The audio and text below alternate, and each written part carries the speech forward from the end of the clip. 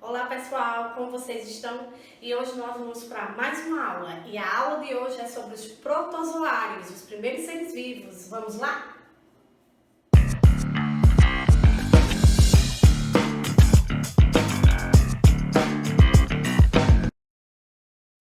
Reino protista, são os protozoários. O significado é o primeiro de todos, né? Reflete a primeira ideia dos primeiros seres vivos que existiram na Terra. No caso, os eucariontes. Lembrando que seres eucariontes são os seres que têm membrana plasmática, citoplasma e núcleo, tá certo? É a morfologia desses seres, certo? Apresentam grandes variações e grandes formas evolutivas, certo? No qual o meio eles estão adaptados. Eles podem ser esféricos, ovalados, alongados, certo?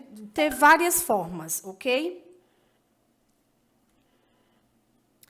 Locomoção e captura desses alimentos. No caso, como é que esses seres se locomovem e como eles se alimentam?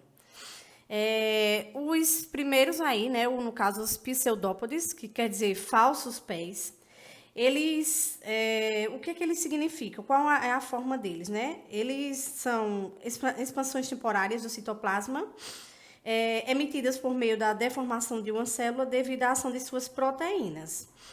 Esses pseudópodes, ele tem a função de tanto capturar o alimento como a sua locomoção. E os flagelos e os cílios, o que é que diferenciam entre um e outro, tá? Os flagelos são os primeiros filamentos e longos, certo? São microtúbulos organizados. E eles também têm a função tanto de se deslocar da célula como se alimentar. Já os cílios, o que difere os cílios é a grande quantidade de prolongamentos que ele possui, tá? Que tem a mesma função, locomoção e também alimentação, certo? Então, a gente tem 3 tipos que nós vamos ver, tanto pseudópodos, flagelos e os cílios. A nutrição e a digestão desse tipo de seres aí. No caso, a maioria são heterótrofos, o que quer dizer aqueles que vão em busca do alimento. Ele pode ingerir partículas alimentares do meio, certo? De uma maneira intracelular. Pode ser também por fagocitose, no caso, essas fagocitoses são partículas sólidas englobadas do meio, e pode ser por pinocitose, que quer dizer partícula líquida. Outro meio também de nutrição desse tipo no caso dos protozoários, é a fotossíntese. O que quer dizer? São capazes de realizar, né, essa fotossíntese através de uma luz, certo? Uma luz solar, e sintetiza essas substâncias orgânicas.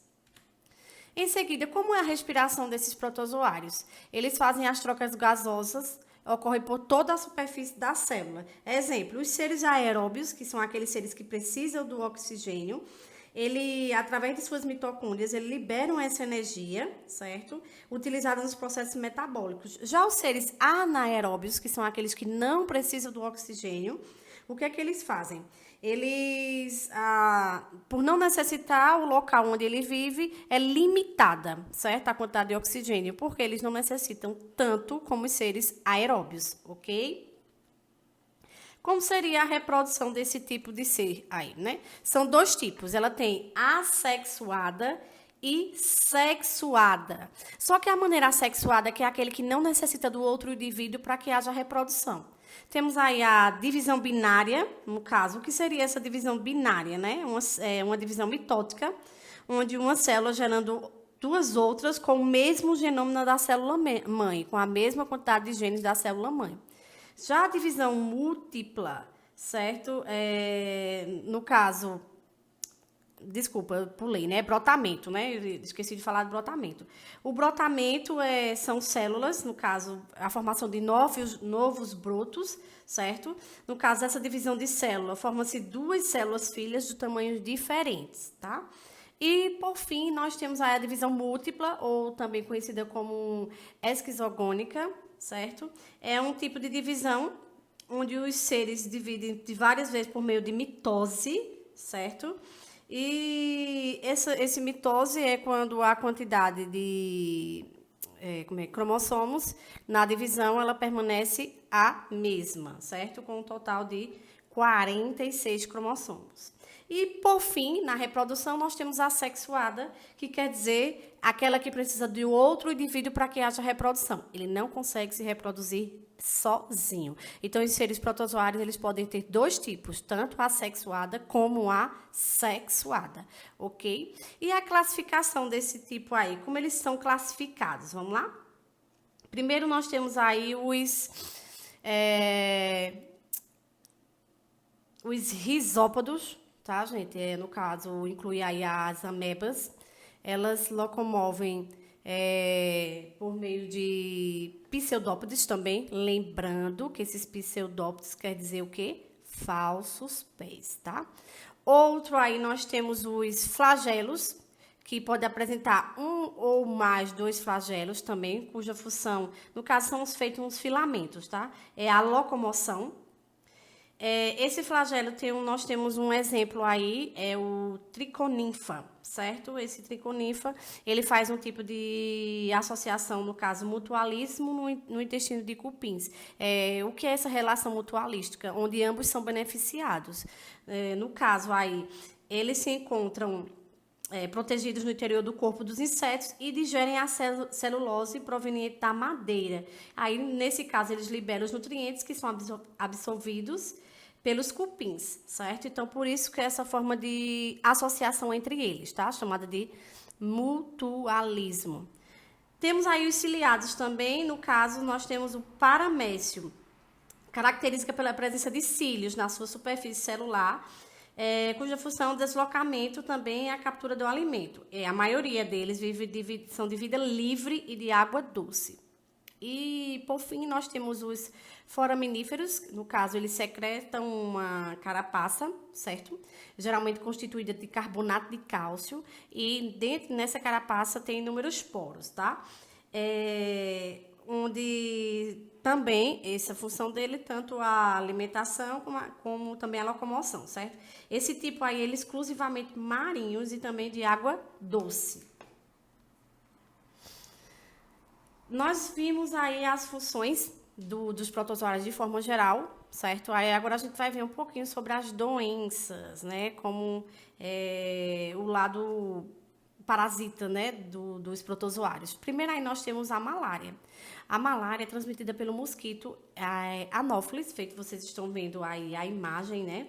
A malária, ela se reproduz de maneira, no caso, sexuada. O mosquito, a fêmea, ela se alimenta do sangue. Ao se alimentar do sangue, ela contamina o indivíduo, certo?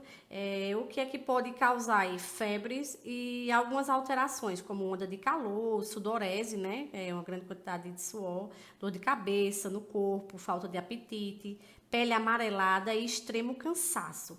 Não existe vacina para a malária, e sim um tratamento, certo?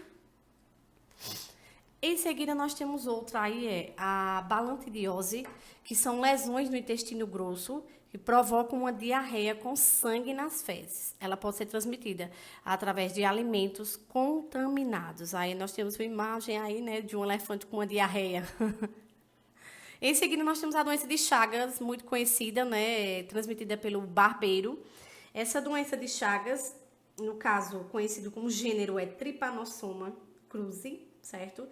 Quem transmite, deixa eu ver se tem uma imagem aqui, é o barbeiro, como vocês estão vendo aqui, e as casas, a gente encontra mais em casas de taipas, né?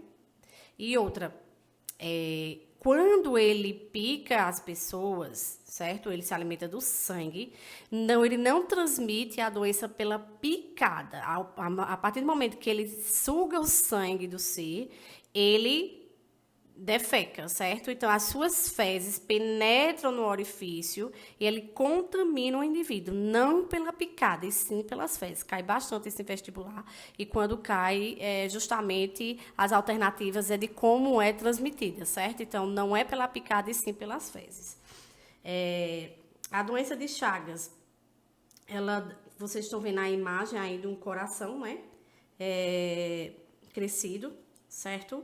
E ela pode matar, mas não quer dizer que a pessoa, quando pega a doença, ela morre imediato, não. Ela pode chegar a matar, mas também ela pode viver por muitos e muitos anos aí só com o tratamento, certo?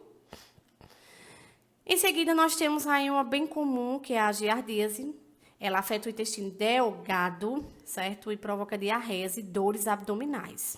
E como a gente pega esse tipo aí de protozoários através de ingestão de alimentos ou também água contaminada, certo? Aí nós temos uma imagem vista ao microscópio ampliado sobre esse protozoário aí. Temos outra aí, a leishmaniose visceral ou a americana, conhecida também como calazar, certo? O que é que ela causa? Primeiro, ela é transmitida pelo mosquito, certo? É um inseto, que no caso é o Phlebotomus. Os sintomas: febre, anemia, palidez, emagrecimento e pode levar o indivíduo à morte, também causando lesões, tanto no baço, fígado, rins e intestino. A prevenção é o combate ao mosquito transmissor, certo? E o uso de repelentes. É o único meio que a gente tem de se prevenir contra essa doença. Aí ela ataca tanto os animais como os seres humanos, tá? Mostra a imagem aí do mosquito e o que ela faz na pele, ok? Em seguida, nós temos a toxoplasmose. A toxoplasmose, ela afeta o sistema nervoso e pode causar cegueiras, fortes dores musculares. E a gente pega através de cistos presentes nas fezes de cães e gatos. Também, no caso, quando esse animal, certo, defeca próximo à água, e essa água até irrigando plantações, certo, contaminada, a gente adquire através desses alimentos que foram irrigados por essa água, ok? Aí mostra a imagem.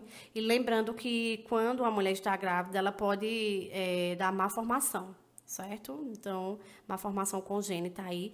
Tem umas imagens meio fortes justamente dessa toxoplasmose, ok?